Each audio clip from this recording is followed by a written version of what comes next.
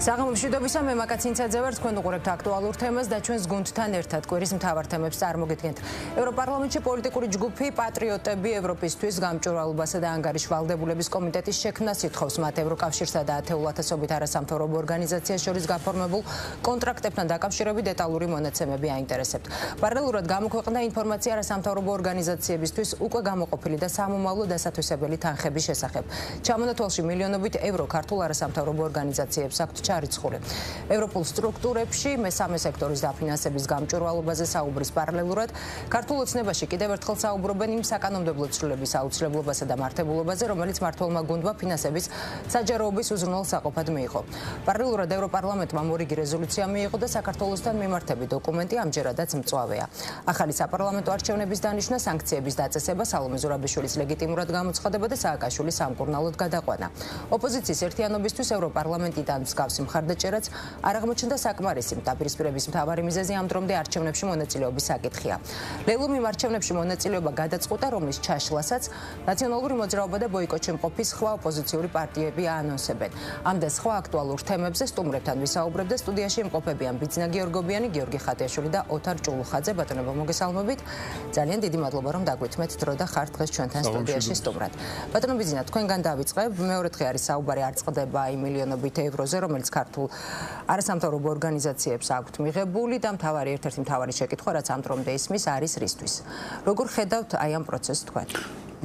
ჩვენ ნახეთ, რომ ესე იგი 230 არასამთავრობო ორგანიზაცია დაახლოებით საქართველოსთან ბენეფიციარი გრანტების, რომელიც საქართველოში შემოდიოდა ევროკავშირიდან, იქ მითითებულია თითქოს და მიზნობრიობაც ამ გრანტების სახელი ქვია, დაუშვათ მიმღები არის ყოველთვის, როგორც იქ აღნიშნულია, დირექტორატი, მაგრამ ფაქტიურად რას ხმარდებოდა ეს დაფინანსება საქართველოში, რომელიც შემოდიოდა ევროკავშირიდან, ძალიან გაუმჭვირვალეა და გაუგებარია. ეხლა იმიტომ რომ აქ ლაპარაკია ძალიან დიდ თანხებზე, ეს არ არის დაუშვათ არც 10 მილიონი და არც ვთქვათ 20 მილიონი ევრო. ეხლა თქვენ წარმოიდგინეთ, რომ ეს ნაწილი თანხის, რაც შემოდიოდა ევროკავშირიდან, ამას უნდა დავუმატოთ ჩვენ კიდევ ის თანხები, რომელიც საქართველოში შემოდიოდა USAID-ის გავლით, NED-ის გავლით, ამერიკის შეერთებული შტატებიდან და ცალკეული საელჩოები გაცემდნენ კიდევ გრანტებს, მიზნობრივ გრანტებს და ცალკეული ქვეყნების განვითარების სააგენტოები, ისე როგორიც არის თქვა GIZ გერმანული ან ავსტრიული განვითარების სააგენტო, ან შვედეთის განვითარების ფონდი და ასე შემდეგ. ეს თანხები ფაქტიურად შემოდიოდა საქართველოში, ეს იყო რაღაც პარალელური სამყარო შექმნილი აწლეულების განმავლობაში, რომლებიც თანხებს მოიზიდავდნენ საქართველოში. ეს თანხები იხარჯებოდა აბსოლუტურად გაუმჭვირვალედ და ყოველ საზოგადოებამ არ იცოდა დაუშვათ რა ტრიალებდა მის თავს.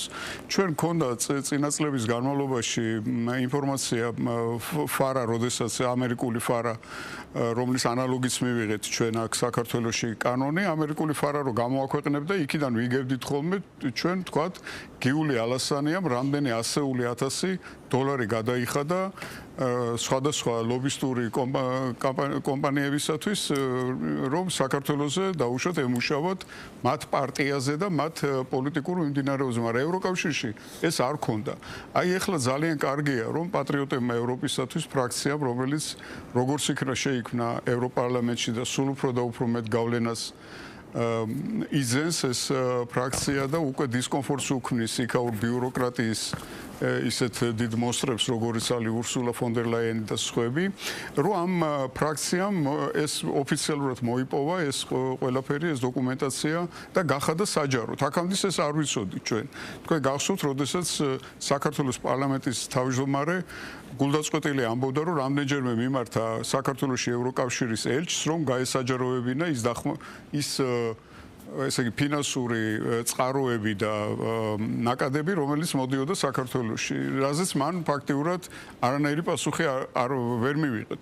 ქართულ საზოგადოებას საზოგადოების უცნობი იყო ეს ყველაფერი და ჩვენ ახლა დღეს უკვე დავწმუნდით იმაში, რომ ეს იყო ფაქტიურად საქართველოში არაფორმალური მმართველობა, გარკვეული სოციალური ფენა შექმნილი, რომელსაც სხვადასხვა ქვეყნებიდან აფინანსებდნენ და რომელთა დღის წესრიგი არ იყო საქართველოში დემოკრატიის განვითარება და პოლიტიკური ცხოვრების განვითარება. პირიქით, ისინი არასამთავრობო ორგანიზაციები თავისი მოქმედებით ყველანაირად ხელს უშლიდნენ საქართველოში ოპოზიციური პოლიტიკური პარტიების ჩამოყალიბებას, პარტიების კლასიკური პარტიების ფორმირებას და პოლიტიკური ცხოვრების გახსნას და პოლიტიკური ცხოვრების განვითარებას.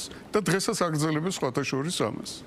გასაგებია, ბატონ გიორგი, მონაცემების გასაჯაროების შემდეგ ქართული ოცნების ტონი იმ არასამთავრობო ორგანიზაციების მიმართ კიდევ უფრო გამკაცრდა, რომელთაც მმართველი გუნდი რევოლუციის მოწყობის მცდელობას და დაფინანსების პოლიტიკური მიზნებით გამოყენებაში ადანაშაულებს. ამასთან ბრიუსელიდან არაერთი განცხადება გვახსოვს, სადაც მაგალითად ევროპელი ბიუროკრატები იგივე ამბობდნენ იმას, რომ ევროკავშირის დაფინანსება მთავრობიდან სწორედ სამოქალაქო სექტორისკენ უნდა იყოს მიმართული, რაც მმართველი გუნდისთვის იმ პერიოდშიც და ამ შემთხვევაშიც ერთგვარი დამატებითი არგუმენტი არის აი ამ საკითხის საპირწონედ, გაკეთა არაერთი განცხადება მათ შორის პოლიტიკოსების მხრიდან და ისმის ერთ-ერთი შეკითხვა, რატომ შეიძლება რომ გამჭვირვალობა, როდესაც იგივე კანონთან დაკავშირებით არის საუბარი, გამჭვირვალობა კარგი იყოს ევროპისთვის, სასარგებლო და სარგებლის მომტანი და რატომ არის იგივე ანალოგიური კანონი მიუღებელი საქართველოსთვის.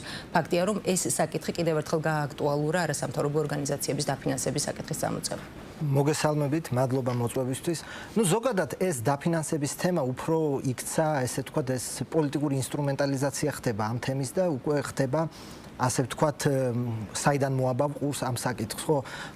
USAID იქნა ნახსენები. იგივე USAID-ის დაშლა, ხო, ტრამპმა დაშალა ეს USAID და თქვა, რომ აი რაღაცებს ისეც აფინანსებდა. რეალურად მე რომ გამოქვეყნდა ხო, არც არანაირი საიდუმლო დოკუმენტები არ მოუპოვებიათ. იგივე საჯარო დოკუმენტები, რაც იყო USAID-ის, გამოქვეყნდა, ითქვა, რომ აი თქვა სერბეთში ვაფინანსებდით საჯარო შესყიდვების რაღაცა სისტემის გაუმჯობესება. შეიძლება ეს იმ გადმოსახედიდან, რომ ამერიკის გადასახადის გადამხდელს არ აწყობდეს ამის დაფინანსება, მაგრამ რაღაცა რევოლუციური აღმოაჩინეს, ესე არ მოხდა. ხო, უბრალოდ იოლი იყო USAID-ის გაუქმება, იმიტომ რომ გამომსარჩლებელი ამერიკის შიგნით USAID-ს არ აყავს, ხო?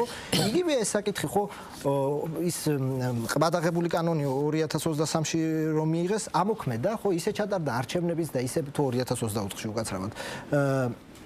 რეალურად საქართველოს ხელისუფლებას ეს კანონი არ მოუქმედებია.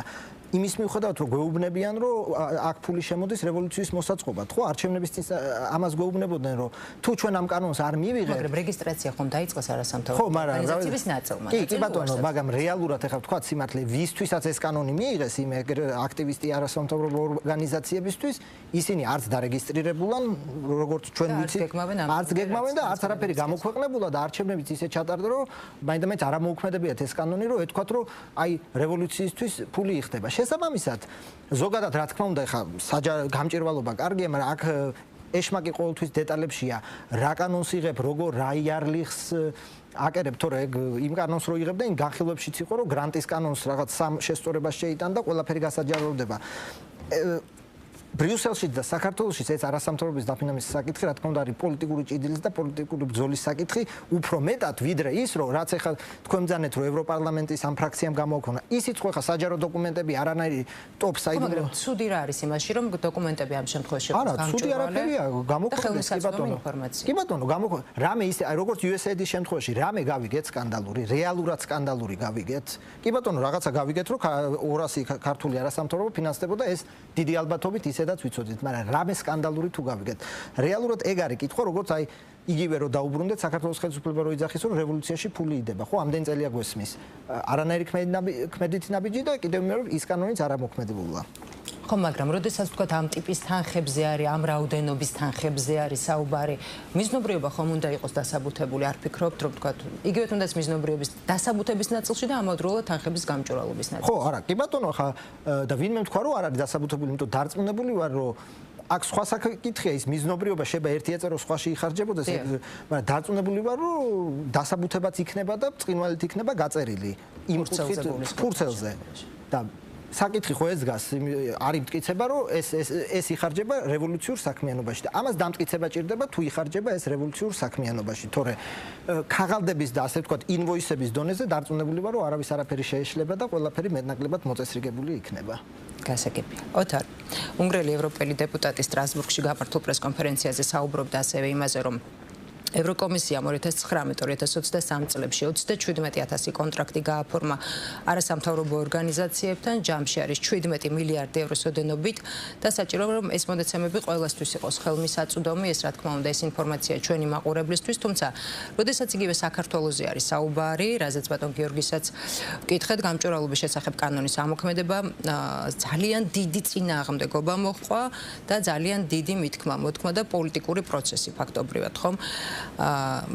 როგორ ხედავთ თქვენგანაც მაინტერესებს ზოგადად ამ პროცესს და აქვე ვიდრე თქვენს პასუხს მოვისმენთ ბატონო და აუცილებლად უნდა ვთქვათ იმ არასამთავრობო ორგანიზაციების პოზიცია, რომელთაც დაუკავშირდა ჩვენი ჟურნალისტი, პირველი არხის მოამბი ჟურნალისტი, რამდენიმე ორგანიზაციას და პოლიტიკის ინსტიტუტის დამფუძნებელმა, მაგალითად კორნელი კაკაჩიამ მას განუცხადა, რომ ის ჰორიზონ ევროპის ფარგლებში თანამშრომლობს ევროკავშირთან, ჯერ არ გაცნობია გამოქვეყნებულ მონაცემებს საჭიროების შემთხვევაში განმარტებებს გააკეთებს თავად.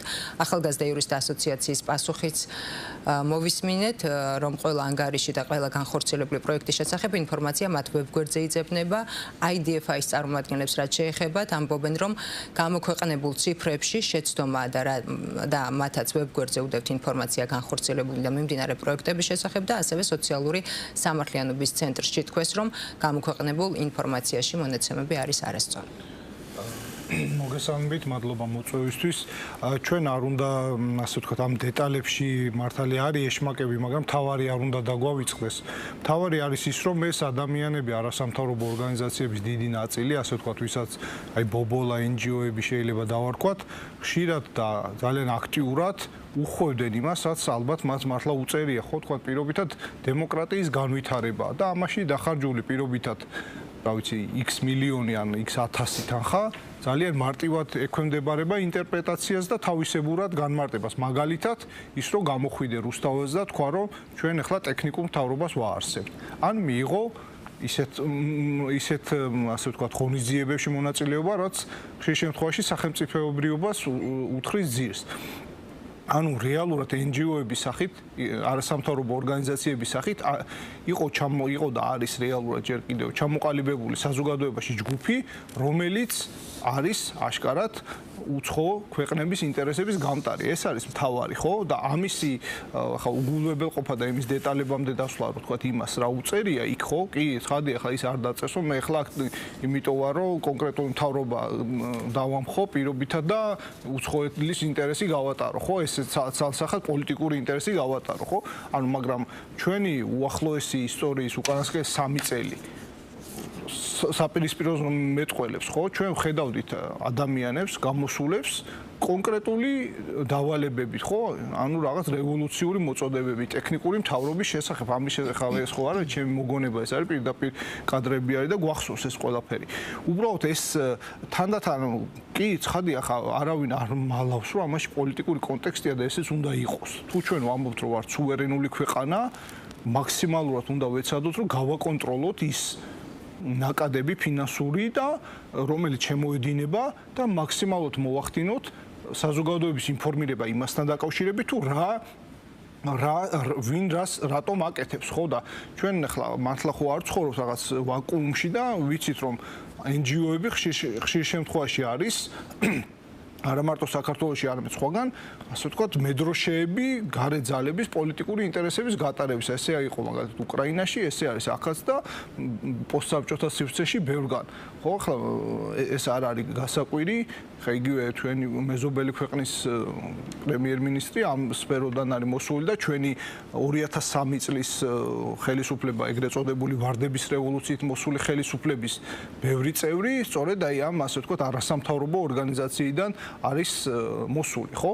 ანუ ეს ყველაფერი არ უნდა დავივიწყოთ, უბრალოდ მოხდა ისე, რომ ამ ადამიანებს ჰქონდათ რაღაცა პრივილეგირებულობის, ხელშეუხებლობის განცდა, მაგრამ გაჩნდა რაღაცაზით სოფლიო, ასე ვთქვათ, ისტორიაში, გეოპოლიტიკაში ის ფანჯარა, როდესაც ქვეყანას, მათ შორის პატარა ქვეყანას, როგორც არის საქართველო, გაუჩნდა სუვერენული ნაბიჯების გადადგმის, ასე ვთქვათ, ბილიკი, ასე ვთქვათ, გაიხსნა შესაძლებლობების ფანჯარა გაჩნდა და ამ ფანჯარას საბედნიეროდ იყენებს საქართველოს სახელმწიფო. კი, შეიძლება ეს როგორც ასეთი კარგია იდეის დონეზე არასამთავრობო ორგანიზაცია, რომელიც აკრიტიკებს მთავრობას, უბრალოდ ეს იდეა არის ძალიან მახინჯა და არასწორად ინსტრუმენტალიზებული წლების განმავლობაში და ამას ჩვენ ვხედავდით იმ მაგალითებით, რაც წეგან ვახსენე აი ტექნიკური მთავრობა, რევოლუციების ორგანიზება და ის ფაქტი, რომ საერთოდ 2003 წლის ვარდების რევოლუციის მთავრობა 2004 წლის უпростоრად იყო დიდწილად შევსებული სხვადასხვა მინისტრების თანამდებობაზე სწორედ აი ამ ხალხით, ასე რომ ეს აჩვენებს იმას, რომ ეს NGO-ები არის ძალიან პოლიტიკური ინსტრუმენტი. გასაგებია თქვენი პოზიცია. ბატონო ბიძინა, კიდევ ერთი თემა ეს არის, რა თქმა უნდა, ევროპარლამენტში 490 ხმით მიღებული რეზოლუცია, რომელზეც დღეს უნდა ვისაუბროთ, რომელშიც ქართულ ოცნებას უახლოეს თვეებში ახალი საპარლამენტო არჩევნების დანიშვნისკენ მოუწოდებენ. პარლამენტს და პრეზიდენტს არალეგიტიმურად დაცხადებენ, თუმცა ლეგიტიმურად აცხადებენ სალომე ზურაბიშვილსა და ითხოვენ მიხეილ სააკაშვილის უცხოეთში სამკურნალოდ გადაყვანას. ცალკე რა თქმა უნდა ჩანაწერი ეთმობა მოახლოებულ თვითმმართველობის არჩევნებს, რომელსაც რეზოლუციის მომხრეები ხალხის არჩევანის გამოხატვის შესაძლებლობად არ განიხილავენ. თქვენგან მაინტერესებს როგორ ხედავთ ერთის მხრივ პროცესს და რას გეუბნებათ რეზოლუცია? მე მეგონა რომ ეს იყო მე-6 რეზოლუცია და აღმოჩნდა რომ არის მე-7 საქართველოს წინააღმდეგ მიღებული, რომ დათვალეს კარგად, გამოვიდა რომ 7-ია და შემისწორეს რომ 6 არ არის 7-ია. საქმე იმაშია რომ ეს რეზოლუცია ძალიან კარგად გამოხატავს იმ კრიზისს, რომელ კრიზისშიც იმყოფება თვითონ ევროკავშირი. ევროკავშირი, ევროპარლამენტი, ევროპარლამენტში წარმოდგენილი პოლიტიკური ძალები, განსაკუთრებით EPP, რომელიც ურსულა ფონ დერ ლაიენი ძლივს გადაარჩინეს ახლა იმ პროცედურას, რომელიც იყო დაწყებული მის წინააღმდეგ. საქმე იმაშია, რომ ამ რეზოლუციის სერიოზულად აქ იმაზე, რომ საქართველოს არ არის ევროკავშირის წევრი, ჩვენ ვართ სამეზობლო პოლიტიკაში ჩართული, ვართ ასოცირებული წევრი ევროკავშირის. გვაქვს ძალიან უცნაური ჩანაწერი კონსტიტუციაში ჩვენ მოლდოვას და უკრაინას და ისინი აძლევენ თავს უფლებას, რომ მანამდე დაგვათმობინონ ჩვენი სუვერენიტეტი, ვიდრე გავხდებით ევროკავშირის წევრები. ანუ წინასწარ უნდა დავთმოთ ჩვენი სუვერენიტეტი, უნდა ვაღიაროთ ლეგიტიმურად პრეზიდენტი, რომელიც 7 წლის წინ აირჩიეს და წელიწადნახევრის წინ უკვე გაუვიდა თავისი უფლებამოსილების ვადა და მოუწოდებენ ქვეყანას რაღაც ახალი არჩევნების ჩატარებისათვის, როდესაც ეუთო ოდირმა თავის დროზე სადამკვირვებლო მისიის შემდეგ გამოიტანა ვერდიქტი, რომ ეს იყო კონკურენტულარიანი არჩევნები და საქართველოს ყავს არჩეული ხელისუფლება. ამ ყველაფერზე ხაზის გადასმა და შემდეგ ესეთი დოკუმენტის მიღება, რომელიც სხვა შორის უნდა ვთქვათ, რომ არ არის სავალდებულო ევროკომისიისთვის, არამედ ეს არის რეკომენდაციის მქონე დოკუმენტი. მე ვფიქრობ, რომ ეს კიდე დაუბრუნდები იმას, რომ გამოხატავს თვითონ ევროკავშირის სავალალო მდგომარეობას და პოლიტიკურ კრიზისს ევროკავშირში, რომელიც ამ დროს ევროპისათვის ესეთ დიდი განსაცდელების დროს იცლის ასისტენტი ქვეყნის წინააღმდეგ ესეთი გალაშქრებისთვის, ესეთი რაღაც სანქციების მოწოდებისკენ გაისმა ის რომ SWIFT-დან გავთიშოთ საქართველოს ეს მაშინ, როდესაც სირიის ხელისუფლებაში ევროკავშირი ერთხმად აღიარებს ხელისუფალს, რომელსაც რაღაც 2 წლის წინათ მის შეპყრობაზე გამოცხადებული იყო პრემია. აი ეს გვაქვს დღევანდელი სურათი, ღირებულებების სრული მორღვევა, სრული დეგრადაცია პოლიტიკური კლასის ევროკავშირში და შეიძლება განვავრცოთ ევროკავშირის გარეთაც, იმიტომ რომ არც ხო ქვეყნის პოლიტიკური კლასი გამოიყურება ბევრად უკეთესად ვიდრე თქვათ ბრიუსელში მოკალათებული კომისრები, აი აქ რო ჩვენ გვესტუმრებოდნენ ხოლმე ხშირად და მიტინგებზე იღებდნენ მონაწილეობას. კუბილიუს გულისხმობ, რომელიც თავდაცვის დარგში, თავდაცვის მხრივ ევროკავშირის კომისარია თქვენ წარმოიდგინეთ. აი ამ დეგრადაციის მანიშნებელია ეს რეზოლუცია, რომელიც მიიღეს სამწუხაროდ. რა თქმა უნდა, ეს კარგი არ არის და იმის თქმა, რომ დაუშვათ მერე რა რომ მიიღეს, არ არის სწორი, ძალიან ცუდია და მე პირადად ძალიან მწუხვარ და ალბათ ყველა გონიერი ადამიანისთვის ეს არ არის მისაღები, როდესაც ის პოლიტიკური ორიენტირი, რომელიც საქართველოს გააჩნია და კონსტიტუციაშიც კი აქვს ასახული, აი ესეთ სახეს მიიღებს და აი ამას დაემსგავსება, რასაც დაემსგავსნენ. კი ბატონო, როგორ და რა მეთოდებით უნდა იმუშავოს ხელისუფლებამ ევროპარლამენტთან, ეს რა თქმა უნდა, მათ უნდა ვკითხოთ. ბატონო გიორგი, ევროკავშირის ქვეყნების მიმართ მოწოდება და რეზოლუციას რაც შეეხება, არის ასეთი, რომ არ შეხვდნენ მმართველი პარტიის წარმომადგენლებს, მოთხოვნებს შორის არის ასევე პერსონალური სანქციების დაწესება, მათ შორის საშუალო და დაბალი რგოლი საჯარო მოხელეების მიმართ ფინანსური სისტემის სვიფტიდან გათიშვა, სექტორული სანქციები, პოლიტიკურ პატიმრებად მოხსენებული პოლიტიკოსების გათავისუფლება, მიხეილ სააკაშვილის უცხოეთში სამკურნალოდ გადაყვანა. თუმცა საკმაოდ მძიმე განცხადებები გაკეთდა, თუნდაც იგივე ევროპარლამენტარების მხრიდან იყო რამდენიმე შემთხვევა, მაგალითად ანდრას ლასლო, რომელიც ამბობს, რომ ევროკავშირს სურს მარიონეტული მთავრობა საქართველოს პარტნიორად არ ხედავს, მას უყურებს როგორც კოლონია, საჭირო არა სანქციები, არამედ გულწრფელი საუბარი. ტიერი მარიანი უკვე თვეებია ევროკავშირი აღელვებულია იმ ფაქტით, რომ 24 წლის ოქტომბერში ქართველებმა არაერჩიეს მთავრობა, რომელსაც ევროკავშირი გეგმავდა. თვეების განმავლობაში ფიქრობენ, როგორ დასაჯონ ამის გამო ქართველები. საინტერესო არის ერთის მხრივ მოცემულობა არის ესეთი, რომ საკმაოდ ბევრი ევროპარლამენტარი რა თქმა უნდა რეზოლუციის მომხრე იყო, თუმცა არიან განსხვავებული პოზიციის მქონეებიც. თქვენ როგორ ხედავთ აი ამ პროცესს? ეს არც პირველი იყო და ალბათ არც უკანასკნელი რეზოლუცია, რომელიც ევროპარლამენტმა მიიღო და იყო და ალბათ ეს კურსი ალბათ გაგრძელდება, მომავალშიც იქნება კრიტიკული, ეს რისი გამომხატველია. ერთის მხრივ ჩვენ 2022 წლიდან ვაკვირდებით ამ რეზოლუციებს, ამ კრიტიკული ოდიოზური, ნახევრად ოდიოზური ჩანაწერებით, რომელსაც ძირითადად ევროკავშირის ბიუროკრატია არ იზიარებს, ხო, ევროკომისია, თორე გვახსოვს ჩვენ რეზოლუციები იმ მოწოდებებით, რომ საქართველოს სანქციებს არღვევს რუსეთთან მიმართებაში, ეს საკითხი გამოიძიეთ და დასაჯეთ, ხო, არაფერი არ მომხდარა. ხო, იმიტომ რომ ევროკომისია გაცილებით სერიოზული ორგანოა, ვიდრე ევროპარლამენტი, იქ მართლა მეტნაკლებად ფაქტებზე დაყრდნობით მოქმედებენ და არა პოლიტიკოსების რწმენა წარმოდგენებზე.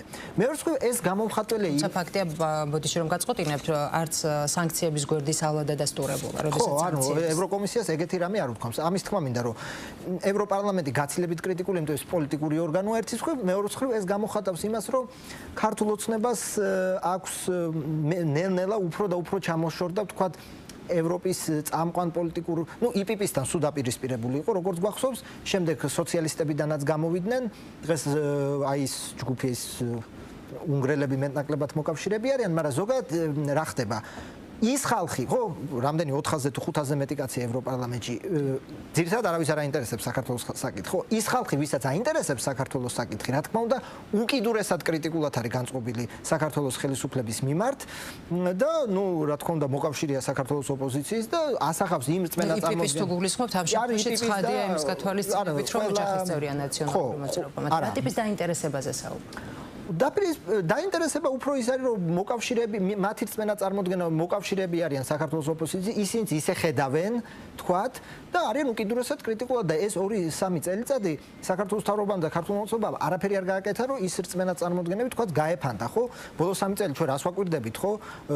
ჯერ სოციალისტური ჯგუფიდან გამოსვლას, მერე კანონთან მთელ წყებას და შემდეგ ამ არჩევნებს და არჩევნების შემდეგ ასე ვთქვათ, კიდევ უფრო გამკაცრებას ამ გარემოსის შესაბამისად იმათ წარმოდგენაში, რაც მათ ისედაც ჰქონდათ წარმოდგენილი, რომ საქართველოს ხელისუფლების მიმართ წარმოდგენილი ჰქონდათ, ის უფრო მყარდება და შესაბამისად ყოველი რეზოლუცია უფრო და უფრო კრიტიკულია, უფრო და უფრო მკვეხარე ჩანაწერებია, უფრო და უფრო მკვეთრი ჩანაწერებია, თუმცა რო გავიმეორო, ძირითადად ევროკომისია არ და ვერ იზიარებს ხოლმე, ისეთი მოთხოვნებია, ხა იმას ევროკომისია საქმეში ვერ გაატარებს. შესაბამისად, ეს ტენდენცია და ეს ასე ვთქვათ, ეს გაორება შენ არ ჩუნდება, როდესაც ევროპარლამენტი საქართველოს მთავრობის მიმართ იქნება უკიდურესად კრიტიკული, ამავდროულად ევროკომისიაც იქნება კრიტიკული, განსაკუთრებით როგორც ჩვენ ხედავთ, კიდე რომ დაუბრუნდე ამ ეგრეთ წოდებული აგენტების კანონის მიღების შემდეგ, როცა გაიყინა ევროინტეგრაციის პროცესი, უკვე ევროკომისია ღიად კრიტიკულია, თუმცა ნაბიჯების მხრივ უფრო თქვა ზომიერია, ვიდრე ევროპარლამენტი ითხოვს. როდესაც რეზოლუციაზე საუბარი შეიძლება ითქვას, რომ პირდაპირ არის ასახული ოპოზიციის მოთხოვნები. რაღაც ნაწილში რა თქმა უნდა, კი, რაღაც ჩანაწერებში კი და ეს არც არის გასაკვირი, იმიტომ რომ კიდევ ერთხელ ვიმეორებ, ვინც ამ რეზოლუციაზე ევროპარლამენტში მუშაობს, ის ხალხი არის მოკავშირე, მეგობარი, ურთიერთობენ საქართველოს ოპოზიციას და ეს ამაში არაფერი გასაკვირი არ არის. ეს არის პოლიტიკა, მუშაობა იმ ხალხთან. როცა გაებუტები გამოხვალ თქვათ იმ სოციალისტური ოჯახიდან იტყვი რომ ყველა თქვათ არ ვიცი deep state-ი მართავს თუ რაღაცა მართავს და მარტო წვრილ შენ ჯგუფს ელაპარაკები, რა თქმა უნდა შენი სათქმელი ისე ვერ გავა როგორც სხვა ხალხის სათქმელი. ეს არის პოლიტიკა, რომ რაც შეიძლება მეტ ხალხთან იმუშაო, რაც შეიძლება მეტ ხალხს გააგონო შენი სათქმელი და ეს ჩანაწერებიც რეზოლუციაში რა თქმა უნდა პოლიტიკის ნაწილია, ხო? ფაქტზეა დაყრდნობილი თუ წმენა წარმოდგენებზე, ესაა პოლიტიკა, რომ რაღაცა შენ ჩანაწერი გაიტანო. გასაგებია. ბატონო თარ თვითმმართველობის არჩევნებს, რომელსაც რეზოლუციის მომხრეები ხალხის არჩევნის გამოხატვის შესაძლებლობა და არ განიხილავენ სწორედ ამ ნაწილთან დაკავშირებით მაინტერესებს თქვენი პოზიცია, ოპოზიციაში არსებული მოცემულობის გათვალისწინებით როგორ ხედავთ, როგორ შეიძლება რომ განვითარდეს მოვლენები და რამდენად გაითვალისწინებს ოპოზიცია ერთის მხრივ უკვე ითვალისწინებს ის 8 პარტია, რომლებიც ბოიკოტის რეჟიმში არიან, თუმცა რამდენად აქვთ იმის რესურსი, რომ სხვა დანარჩენები, რომლებიც გეგმავენ არჩევნებში მონაწილეობას, ერთგვარად გადაიბირონ. Ну, ამის მცდელობა არის, იმიტომ როგორც მახსოვს წინა რეზოლუციაში იყო მცდელობა გასაგებია, რესურსი რამდენად არსებობს? რესურსი, ჩემი აზრით, იმ პოლიტიკურ ძალებს, რომლებსაც აქვთ გადაწყვეტილი არჩევნებში მონაწილეობა, ლეილოს და გახარიას პარტიას, მე არ ვფიქრობ, რომ ისინი ამ გზიდან გადაუხვევენ, იმიტომ რომ ჩემი აზრით ამ გადაწყვეტილების მიღმა დგას იმის გაცნობიერება, რომ არჩევნებში არ მონაწილეობა არის პოლიტიკური თვითმკვლელობა, პოლიტიკური სუიციდი, ასე ვთქვათ და მე არ ვფიქრობ, რომ საერთოდ ამ შემთხვევაში ამან გავლენა მოახდინოს, მით უმეტეს კომენტარებიც ასეთი კეთდება, რომ ვთქვათ ეს არის რაღაც რეჟიმთან არ არის არჩევნები, არამედ რეჟიმთან ბრძოლის მცდელობა და ასე შემდეგ. შესაბამისად ეს რეზოლუცია, რომელსაც ასეთი რჩევის და რეკომენდაციის ხასიათი აქვს, მე მგონია რომ მხოლოდ და მხოლოდ აი ამ პოლიტიკურ პარტიებს ანუ დისპოზიციას ძალების არ შეცვლის, მათ შორის არც იმათში ვისაც არ უნდა მონაწილეობა არჩევნებში ოპოზიციას, მათ შორის ვინც უნდა და მათ შორის არც მთავრობის და ხელისუფლების, იმიტომ რომ ეს რეზოლუციები თუ თავიდან რაღაც ესეთი მჭექარე რაღაც ეკოს გამოიწვევდა ხოლმე ასე ვთქვათ ადამიანებში მოსახლეობაში დღეს ეს ასე ნაკლებად არის ჩემი ხედვით, იმიტომ რომ იქ ისეთი პუნქტებია, რომ რეალურად აი პირობითად აი პრეზიდენტის, ვთქვათ, ყოფილი პრეზიდენტის არჩევა, რომ ვიღაცის სხვა ყოფილი პრეზიდენტის რაღაც სადღაც გადაყვანა. ანუ ერთი სიტყვით, იმდენად უხეში არის ჩარევა, ხო? ეს პირიქით ზრდის რაღაცნაირად სუვერენისტულ და კონსერვატიულ განწყობებს, რომელიც ამ შემთხვევაში ხელისუფლების გარშემო არის გაერთიანებული, რადგან ჩვენ ვხედავთ, რომ აი სრული ჩარევა არის და საერთოდ ეს ქართული ასე ვთქვათ ისტორიაში რაც იყო რომ რაღაცა უცხო და ესე უსამართლო ვთქვათ უსამართლო მიდგომებს განსაკუთრებით გვაღიზიანებდა აი ამ უსამართლობის რაღაცა მანკიერებას წყალს უსხავს ეს რეზოლუციები ყოველ ჯერზე და შესაბამისად მე მგონია რომ თუ ასე ვთქვათ ევროკავშირს აქვს რაღაც სურვილი რომ საქართველოსთან უფრო იურთიერთოს ჩემი აზრით ესეთი რაღაცები არ უნდა დაწეროს იმიტომ რომ თავისივე კვლევებით რაღაცაზე დაბლა მიდის ევროკავშირის მიმართ ნდობა იმის მიუხედავად რომ ცხადია კულტურულ დონეზე ძალიან ბევრი საერთო აქვს ვთქვათ საქართველოს ევროპას იგივე საერთო რელიგია თუმცა თანამედროვე ევროპა რამდენად დგას იმ ღირებულებებზე ეგ სხვა საკითხია ანუ ერთი სიტყვით რომ შევაჯამოთ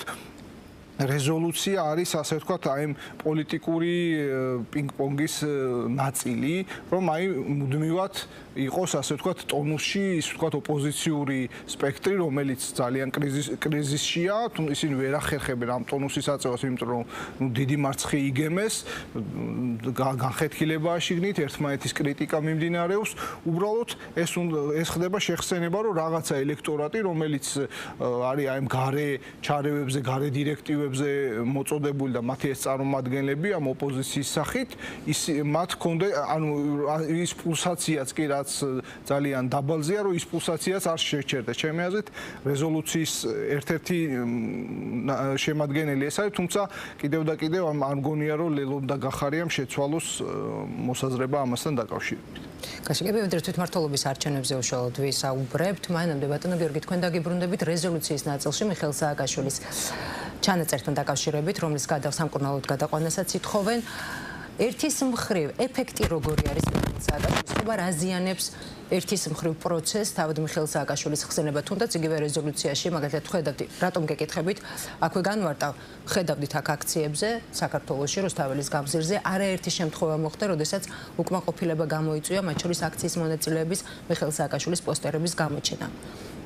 როგორ ფიქრობთ, ფაქტორი როგორია, ეფექტი როგორია, ხომ არ აზიანებს პროცესს და ვხედავთ იმასაც, რომ ოპოზიციის გარკვეული ნაწილი გარკვეულწილად დისტანცირებას ცდილობს. ფაქტი არის არაერთი ამის. მიხეილ სააკაშვილის. მე მგონი ეს საკითხი შიდა მოხმარების კუთხით მილევადია, უკვე ისეთი აქტუალური აღარ არის, თუმცა ვინაიდან ის ევროპარლამენტარები და ის პარტიები არიან ნაციონალური მოძრაობის მოკავშირე თუ ერთი ოჯახის წევრი, რა თქმა უნდა ეს ჩანაწერი რეზოლუციაში გადადის, იმიტომ რომ ეს იმ ადამიანების და ნაციონალური მოძრაობის ინტერესშია, რომ ეს მუდმივად ტივტივებდეს საერთაშორისო ასპარეზზე, მიუხედავად იმისა, რომ არანაირი ეფექტი ამ ჩანაწერს არ აქვს, 7 ჯერ ჩაიწერა თუ არ ვიცი, რამდენჯერ ჩაიწერა, მაგრამ არანაირი ეფექტი არ ქონია, არც ეხლა ექნება, თუმცა ეს თქვათ მათ ინტერესშია. შიდა მოხმარების კუთხით იმდენად ასე თქვათ ეს საკითხი ნიველირდა, იმდენად ეს საკითხი იმდენად ეს ორწლიანი ისტერიის შემდეგ ეს საკითხი იმდენად უკვე გადაიტვირთა, რომ უკვე კონტრპროდუქტულია მიკითხით, რომ როგორც თქვენ ახსენეთ, ხო უკვე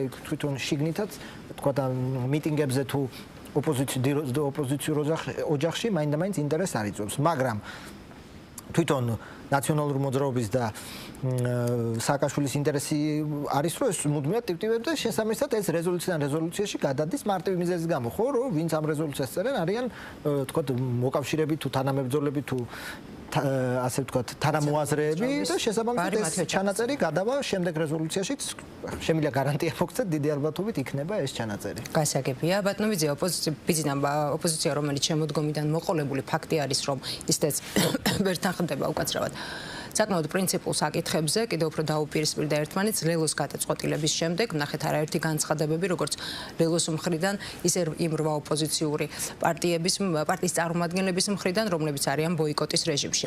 ახლა როცა არჩევნებამდე დარჩა დაახლოებით 3 თვეზე ნაკლები დრო, გიორგი ვაშაძე ამბობს ასეთ რამეს. დროა შევქმნათ გადაწყვეტილების მიღების საერთო მექანიზმი, რომელიც გადაწყვეტს, როგორ გავაგრძელებთ ბრძოლას ამ მოცემულობიდან გამომდინარე, როგორ მივდივართ რეალურ ერთიანობამდე. არა მხოლოდ სიტყვით, არამედ საქმით. ოპოზიციაში არსებული ვითარების გათვალისწინებით, რამდენად აქვს რესურსი ოპოზიციას იმის, რომ აი მართლაც რაიმე საერთო მექანიზმზე შეთანხმდნენ, ან გამოინახოს სივრცე, თუნდაც გარკვეულ ფუნდამენტურ საკითხებზე შესათანხმებლად. მე ნაკლებად ხედავ, რომ მათ კონდეთ ან ინტელექტუალური, ან ადამიანური რესურსი იმისთვის, რომ შექმნა რაიმე პოლიტიკური ალტერნატივა ხელისუფლების წინააღმდეგ.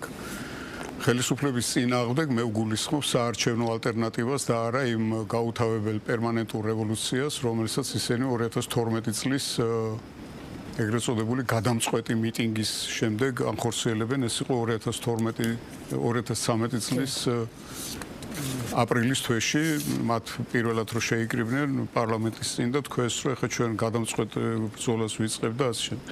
მათ არ აქვთ ეს, მათ ვერ შექმნეს რაღაც ოპოზიციური ალტერნატივა, მათ ვერ შექმნეს ოპოზიციური პოლიტიკა, ვერც ეკონომიკური პოლიტიკის რაიმე ის შესთავაზეს ქართველ ამორჩეველს, ვერც რაიმე ახალი პოლიტიკური გზა შესთავაზეს ქართველ ამორჩეველს, ისინი მხოლოდ არიან ორიენტირებული დესტრუქციაზე, არიან ორიენტირებული რევოლუციაზე და პირდებიან ამ მორჩეველს, რომ ჩვენ მაგ მოვაწყობთ იმას რევოლუციას, შემდეგ ამათ დავსჯით და ასე შემდეგ.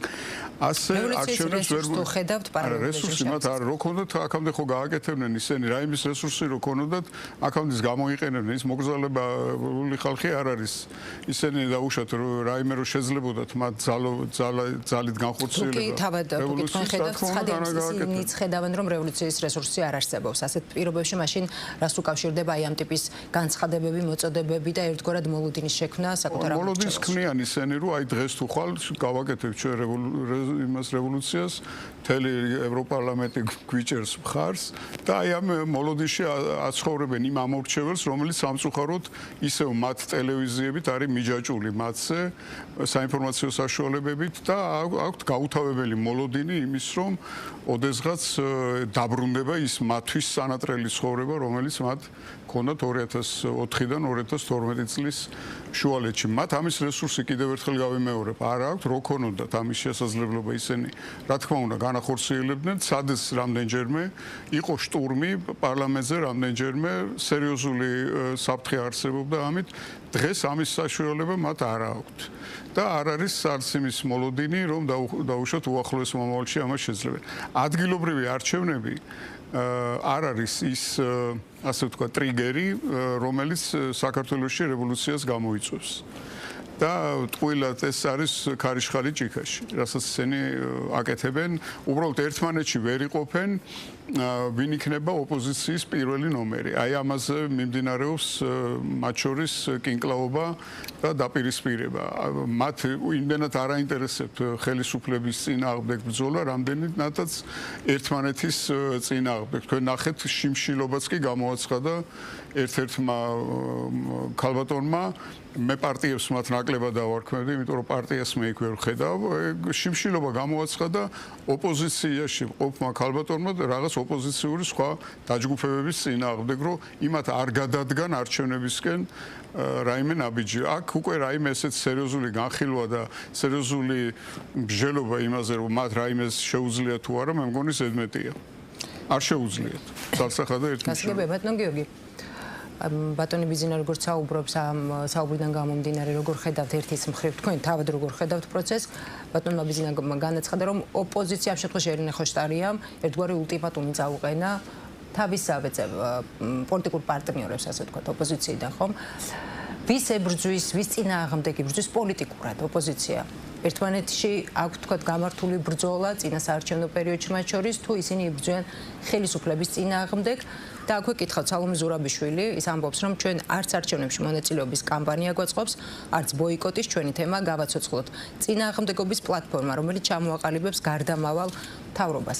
და რა როლი აქვს, როგორ ხედავთ ოპოზიციაში თავად სალომე ზურაბიშვილს, რომელიც არაერთხელ საუბრობდა იგივე თუნდაც ერთობაზე, შემდეგ საუბრობდა, რომ ერთობა იყო შემოგდებული თემა და ფაქტია, რომ როგორც წესი გაერთიანება ოპოზიციის მან ვერ შეძლო. ხო, ნუ ეს რაღაცა კოორდინაციის მექანიზმის შექმნა ჩვენ გვესმის უკვე 27 ოქტომბრიდან, ხო?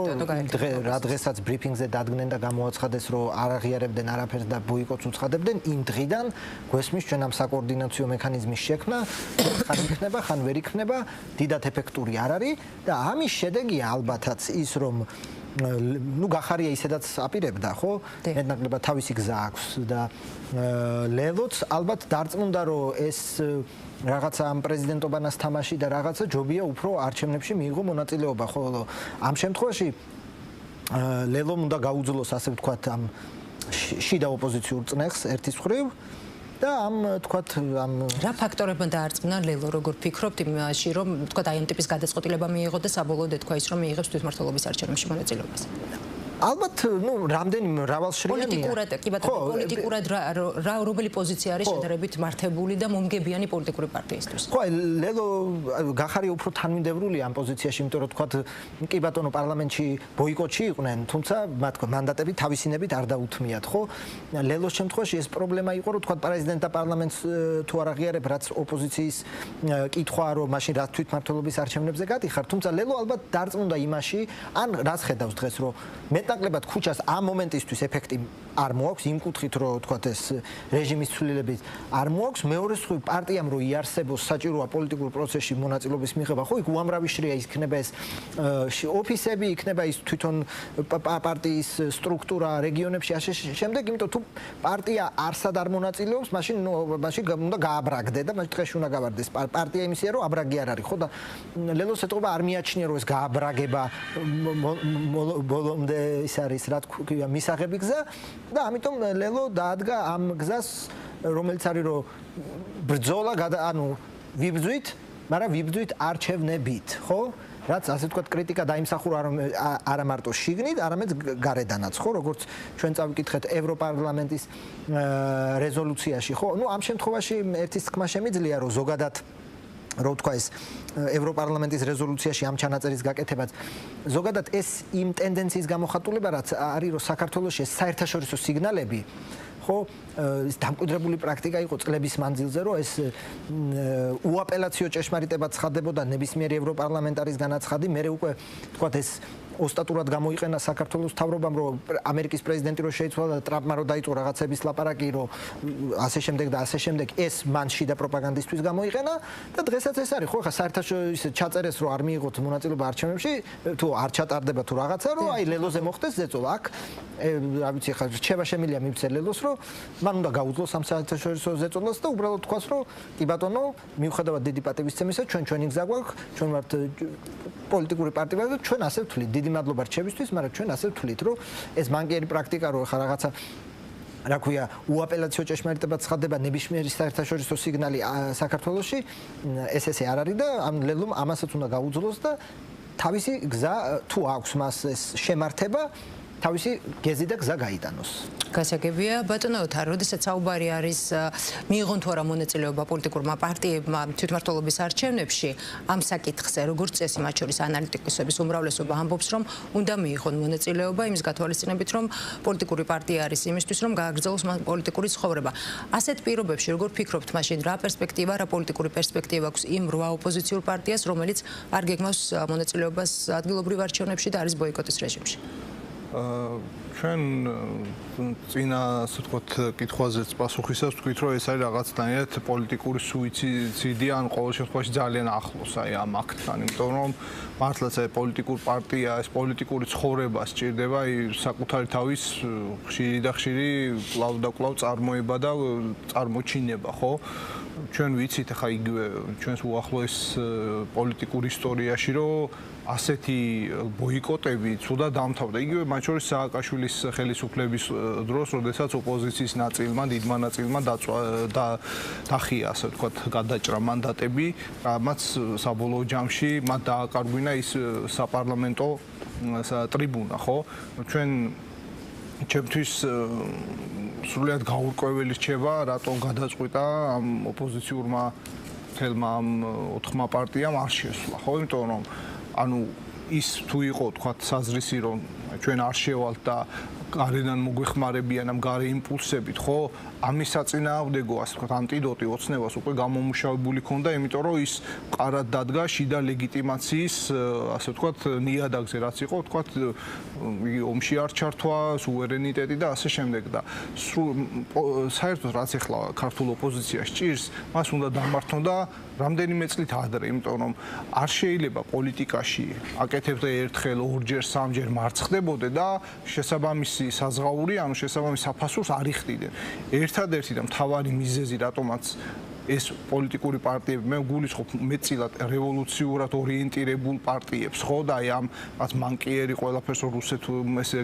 ეძახიან ხო აი ამ ტიპის პარტიებს რატო არ იხდიდნენ ისინი პოლიტიკურ ფასს იმიტომ რომ ისინი იყვნენ მიბმული სწორედ აი იმ გარე პოლიტიკურ აქტორებზე, მათ შორის ამერიკის შეერთებულ შტატებში, მათ შორის ევროკავშირის მთელი ქვეყნებში და საკუთრივ ევროკავშირთან.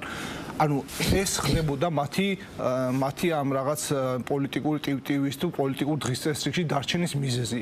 შესაბამისად, აბსოლუტურად სწორი იყო ის გადაწყვეტილება, ჩემი აზრით, ოცნების მხრიდან, რომ მათ დაარტყეს, ასე ვთქვათ, პოლიტიკურად და საინფორმაციო იერიში მიიტანეს იმ სათავეზე, რომელიც აი ამ ყველაფერს, ასე ვთქვათ, ინფორმაციულად თუ ფინანსურად ამარაგებდა, ხო? ხო ხშირ შემთხვევაში მე არ ვამბობ რომ იქ პოლიტიკური კლასი ყველა ამას უჭერდა მხარს აქაურ ოპოზიციას მაგრამ იყო იქ დაკვეთა რომ აქ ხელისუფლება შეცვლილიყო შესაბამისად ამის გამო მოხდა ის რომ გახანგრძლივდა პროცესი რომ მას პოლიტიკური საზღაური გადაეხადათ ხო მას შემდეგ რაც თქვა ადამიანებში მე მახსოვს რამდენიმე წლის წინ თქვა აი ვიღაც პირობით უცხოელი დეპუტატის რომელიღაცა ფრაზა შეიძლება რაღაც ეროვნული გულყრის საგანი გამختارიყო როგორ თქვეს ეს ჩვენზე ხო და ამ დროს დღეს ეს შეიძლება სრულად არა მაგრამ დიწილად შეცვლილია შესაბამისად რაღაც აზრით აი ეს უცხოური იმპულსები და სიგნალები ის იმდენად აღარ რეზონირებს და იმდენად გამოძახილს არ პოვებს საქართველოს ქართულ მოსახლეობაში როგორც უწი შესაბამისად ეს ხდება იმის მიზეზი რომ აი ოპოზიციამ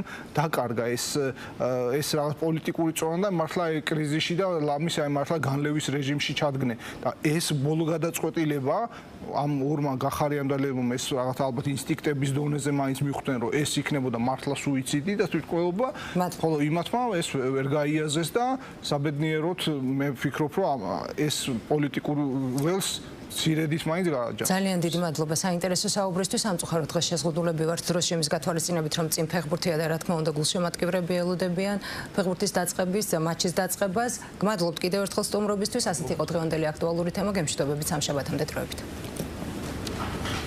შესაბამისად